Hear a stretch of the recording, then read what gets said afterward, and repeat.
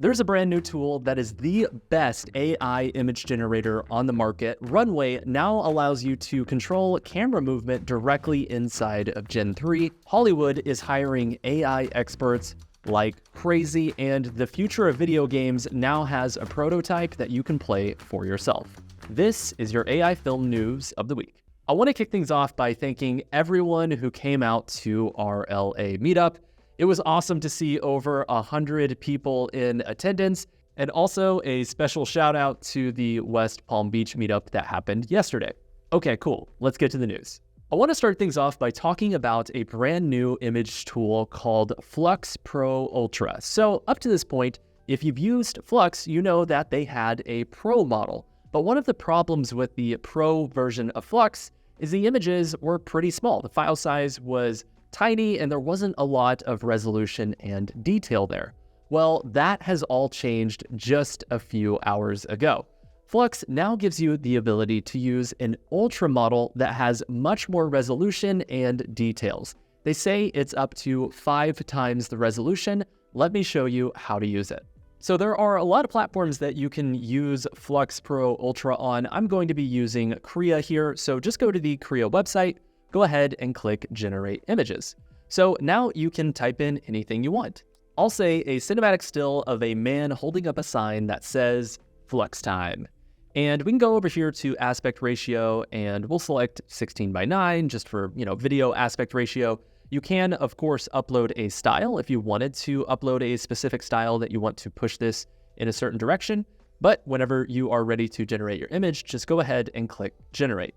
Now, the interesting thing about using this model is really how fast it takes to generate the images. You see that the images are already done. Typically, Flux was much slower. This is really fast. So we can see we have 3 images here. So one, yeah, he's holding up a sign that says Flux Time, and seems pretty realistic. Don't really know what's going on with this pocket here, but yeah, generally speaking, it did a good job. We have number 2 here, and yeah, seems pretty good. Number 3 looks like Flix Time, so close. And then number 4, we have Flux Time, and yeah, it did a good job.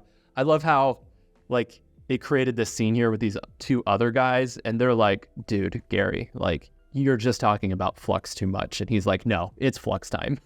Now, last week, we talked about a brand new AI image model called Recraft that did a better job than Flux. But with this new version of Flux that's out, I think it'd be very helpful for us to do a quick comparison against all of the major image models on the market. So I typed in the prompt, a dynamic cinematic shot of kids eating popcorn in the movies. So pretty generic. And let's take a look at our images here. So first off, we have Recraft, and you see it did a really good job. They mostly have the correct number of fingers, although I think I'm counting 6 fingers over here. So did not do an amazing job there, but the lighting looks pretty good. The proportions on the popcorn look good. I think it did a good job. I think there may be just a side movie happening on this side wall over here too, which I don't think is normal at the movies. Next up, we have this shot from Midjourney, and I don't love the overall aesthetic here.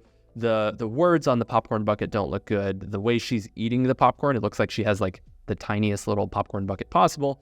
Not great. And there's just overall kind of a lack of fidelity there, even though this image was up-res directly in Midjourney. We have this shot from Flux Pro, so that's the old version of Flux.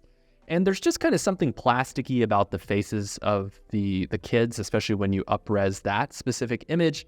The overall quality of the image looks pretty good, but it just comes across as kind of plasticky. And this is Flux Pro Ultra, and you would have to really begin to look at this image with a fine-tooth comb to find differences in what you would expect from a real image. I think the most prominent thing that's wrong with this image is the logo on the popcorn here, and maybe the fingers of this kid here, so you'd want to in-paint. But generally speaking, it looks very, very realistic. For our second test, we said a hyper-realistic close-up shot of a bee inside of a rose macro photography lens. So a macro shot of a bee. Inside of Recraft, we have this image here, which is one of the better AI images I've ever seen. It really does look like an incredible macro shot. I think it did an amazing job.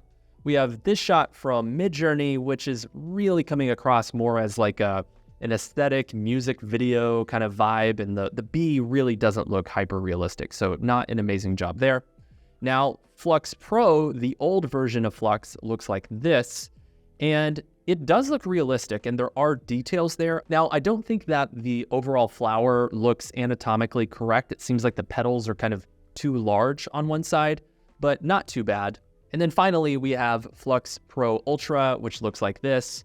And I think that this is likely the best image from the whole batch. The bokeh looks really good, and it seems like the overall quality of the image really is coming across as ultra realistic. So it did a really good job. And our final test here is a man holding up a sign that says, "I love baby unicorns so much." And we have this first iteration from Recraft, and yeah, it says, "I love baby unicorns so much." A lot of times the text using Recraft can kind of come across as a font. Like, it really does look like that was typed onto this poster board as opposed to painted by hand. That's just kind of one of the limitations with using Recraft, because they're clearly baking fonts into their images. But it did a good job, and I love the overall design of the poster here. And we have this image from Midjourney, and at a quick glance, it looks realistic. And then you start taking a look at certain things like the fingers on this guy. Like, what is going on with his right hand there? And his left hand has one extra finger, which looks really silly. So not doing a great job inside of Midjourney. Our next shot here is from the old version of Flux Pro, and I don't know why it decided to have this like super fast motion blur tunnel effect, but apparently this guy, I don't know if he was like standing on a car that was like speeding down the highway, but it says, "I love baby unicorns so not the biggest fan of unicorns there. And then finally, we have this image from Flux Pro Ultra, and I think that this is the most realistic from the bunch. Not only is there correct bokeh and just like lens dynamics from the overall image that was generated, the actual sign is incredible. Like, look at that. The word baby looks like it was created with one type of marker. The word unicorns look like it was like some sort of like colored marker, and then they went in with like a Sharpie. And it's just coming across very much as a sign that was created by a human. So it did an amazing job at generating this image. I think when you really get into testing, it's pretty clear that Flux Pro Ultra is the best image generator on the market. Now, that doesn't mean that I would recommend it for all people in all circumstances, because there are limitations. Right now, there isn't an amazing platform that can do in-painting inside of Flux Pro Ultra.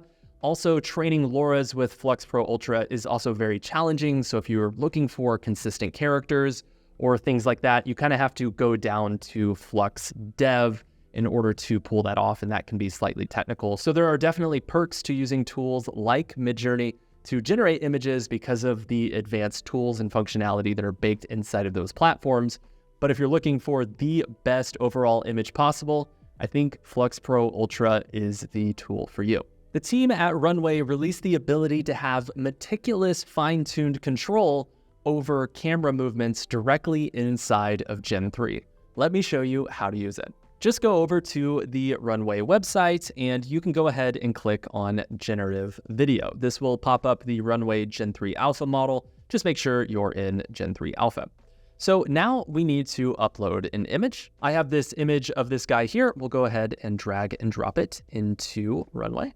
And now we can click on the camera control button, and you'll see we have the ability to type in a prompt and have fine-tuned controls over the camera movement. So I'm going to say the camera tilts up, showing the man from a high angle shot. And now you can go in and actually control the movements of the camera. So for example, if we wanted to tilt down a little bit, we can do that. We also can move the camera vertically up and down. And you can see that Runway will basically give you a visual readout of what the camera movement will look like. And when you're ready to render, just go ahead and click Generate. So after a few seconds, we have this video here, and you can see that initial camera movement looks really good. However, about halfway through the video, it does seem like the camera then kind of tilts back down, and there's some problems with the parallaxing in the background, like the ceiling lights seem like they're kind of disconnected from the background in a kind of a strange way. So it's not perfect. You're going to have to re-roll, but this is a great first step. Now, let's go ahead and compare that to Luma. And inside of Luma, we prompted in the exact same thing, and you can see the camera just decided to just keep going. It didn't actually tilt down, so not a great result from Luma. So let's take a look at another example here. So we have this image of a monkey here, and Runway suggested a preset of the camera orbits around the monkey as he claps his hand. And you can see that this is the preview that Runway created, so real dynamic camera movement. And here is the result from Runway. And yeah, it's doing an okay job. It definitely is AI. Like, you're not going to fool anyone to thinking that it's not AI. And that clap is, that's probably not making a lot of noise there. And we also have the same shot from Luma, and it's just absolute chaos. So no idea what's happening there.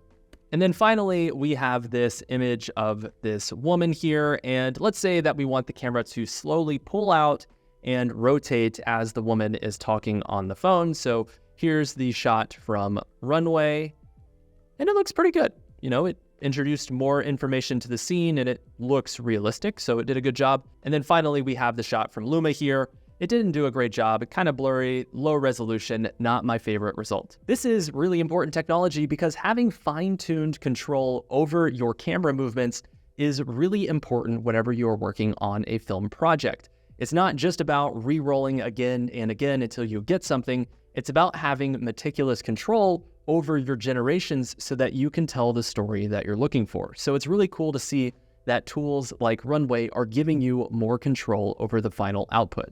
There's also a tutorial that Ian at Runway put together on this new feature. You can go check it out. It's a really helpful guide to using camera controls.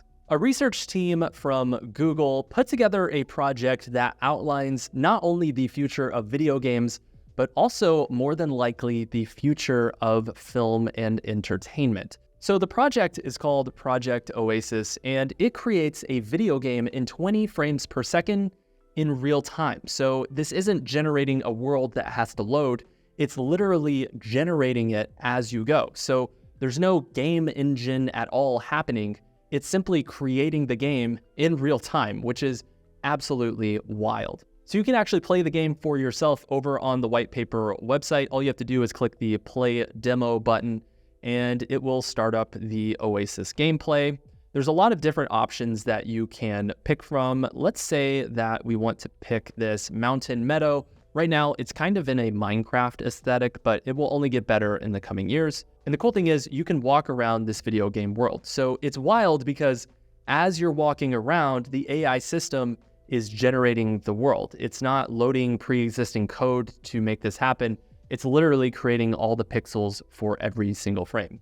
The team behind this tool has said that future iterations will be in 4K and allow for up to 10 users to play a video game at a time. So essentially, you could get together with your friends, think of a world or a game that you want to play, and that game will be generated in real time for you to explore, which is wild. But if you think about the future of film and stories, this type of technology, once it gets into photorealism or even an animation aesthetic, is going to be a huge part of the future of entertainment. In AI research news, the team at Perplexity approached the New York Times this last week with a very special offer. So if you're not familiar, the writers at the New York Times are currently striking for everything from labor agreements to increased wages.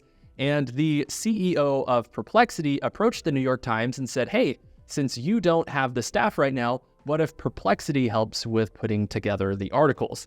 Now, this is a part of a larger conversation about the future of journalism. In the past, we would have writers that would basically listen to the news, go out and do interviews, and then synthesize all of that data into articles or news stories that you would consume. But more than likely in the future, the majority of journalism will be AI systems that are listening to the entirety of the internet and able to summarize what is happening in concise articles. The best example of that is last week's news that ChatGPT now has the ability to search the web. Whereas if you're on Google and you do a search, it will basically give you a list of links and you can click on one and basically do the research for yourself. these AI systems are now summarizing articles and putting some small attribution back to the original source. We'll see how this plays out in the coming months. This last week, we saw a great video from Tim at Theoretically Media, where he took a look at Kling's new character consistency tool inside of their model. So essentially, the tool allows you to upload reference video of yourself, and it allows you to type in a prompt and get a consistent character again and again. So we have this video here of Tim clearly jacked up on some steroids, so good video there. We have a shot of him wearing a blue business suit walking down the street, and he's looking really angry. I don't know why he's so angry there. And we also have this shot of him as a basketball player, and the basketball just looks weird. I have no idea what's happening, and I think that Tim looks like he's about 7 foot tall in this video as well, which is really funny. This is important because the current workflow for getting consistent characters can be a bit challenging. Right now, you essentially have to train a custom model and create an image like the one you're looking at now. Then you have to take that image and get more resolution, like this image here. And then you take it into an AI image to video tool like Minimax to get a result that looks like this. And you can see that the face really does break down because it doesn't have any information of what that face is supposed to look like at the end of this video. And it just kind of did a bad job, especially there towards the end.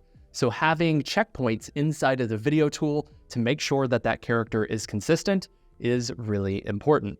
Now, unfortunately, this Kling model doesn't look like it will immediately allow you to have fine-tuned controls over things like the background or the overall aesthetic or style of the video that you're going for.